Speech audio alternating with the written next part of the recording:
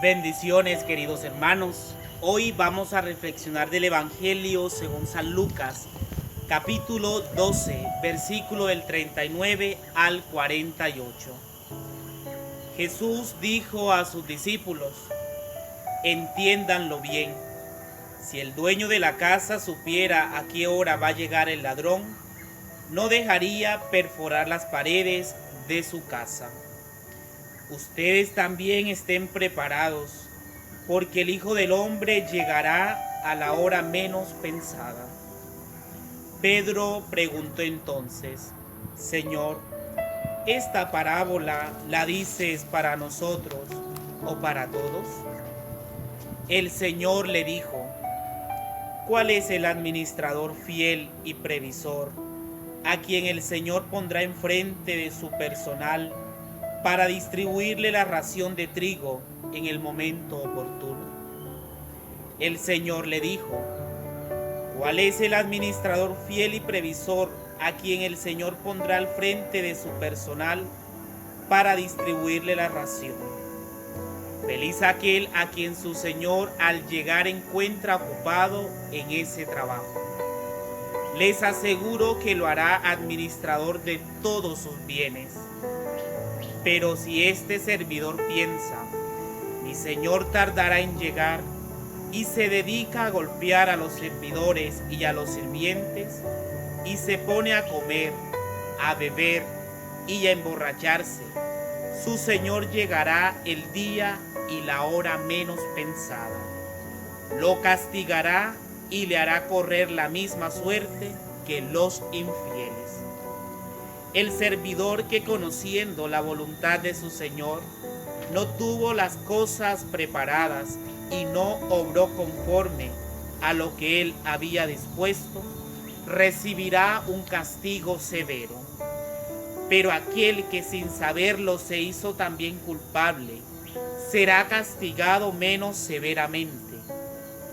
Al que se le dio mucho, se le pedirá mucho, y al que se le confió mucho, se le reclamará mucho más. Palabra del Señor. Gloria a ti, Señor Jesús. Queridos hermanos, en este santo evangelio nos muestra el Señor dos momentos muy importantes, y es la fidelidad y la administración. ¿Será nosotros en este siglo XXI estamos siendo fieles al proyecto de Dios en nuestras vidas? ¿Cuántas familias no se han destruido por esta palabra de la fidelidad? ¿Será que como esposo te estás cimentando en ese Cristo vivo y resucitado y te mantienes en la fidelidad? Ser fiel implica, queridos hermanos, conocernos también a nosotros mismos y confiar nuestras vidas a aquel que nos ha llamado y que nos ha creado, y es Dios. Jesús fue obediente y fiel al proyecto de Dios en su vida. Él sabía cuál era su proyecto, cuál era su camino, cuál era la verdad, cuál era la vida de aquí en la tierra. Que ojalá en este primer punto de la fidelidad toque lo más profundo de nuestros corazones.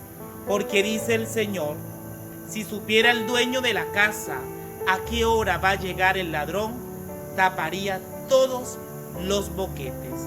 ¿Qué cosas nosotros tenemos que aún que sacar de nuestras vidas? ¿Y qué cosas también tenemos que, mis queridos hermanos, discernir en el plan y en el proyecto de Dios a través de la fidelidad?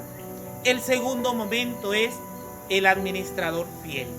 Quien es fiel en lo poco, el Señor lo pondrá en lo mucho.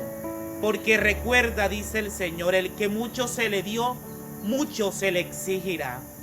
Que las cualidades, que los talentos, que los carismas, que los dones que hemos recibido del Señor, que ojalá nosotros lo podamos administrar fielmente como el Señor quiere.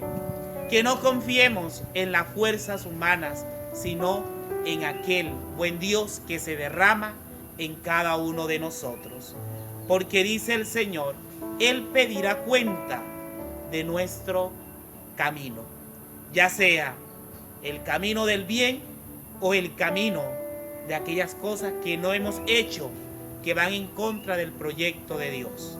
Y recuerda estas palabras: y al que se le confió mucho más, se le reclamará mucho más. En el final de nuestra vida o al final de nuestra historia, le tenemos que rendir cuenta a nuestro Dios. Que ojalá no pases en este mundo como si no hubieses recibido nada.